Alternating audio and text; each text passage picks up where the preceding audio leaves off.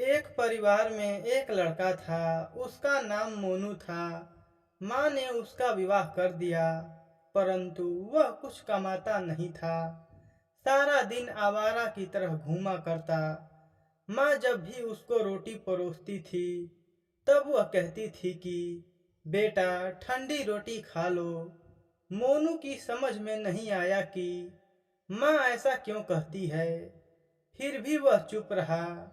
एक दिन माँ किसी काम से बाहर गई तो जाते समय अपनी बहू से कह गई कि जब मोनू आए तो उसे रोटी परोस देना।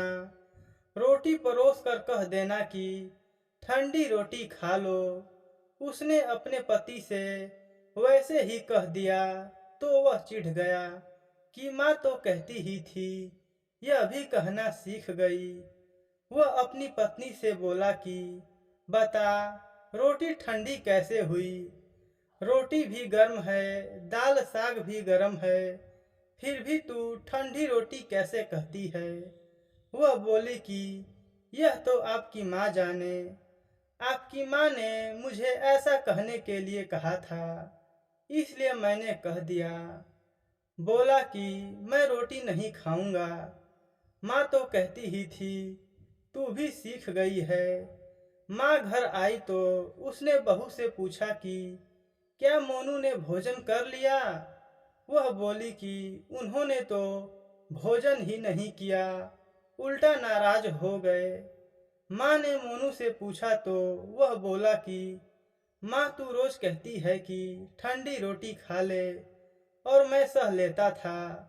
अब यह भी कहना सीख गई, रोटी तो गर्म होती है, तू बता कि रोटी ठंडी कैसे है।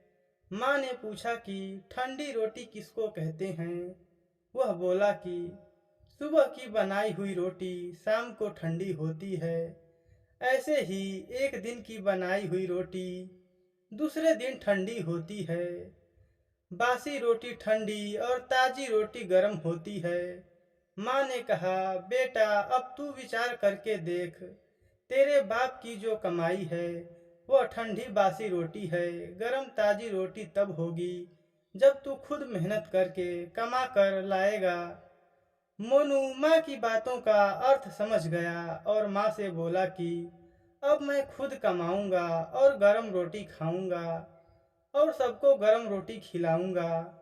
यह सुनकर मोनू की माँ बहुत खुश हुई। तो दोस्तों, यह कहानी अब समाप्त होती है।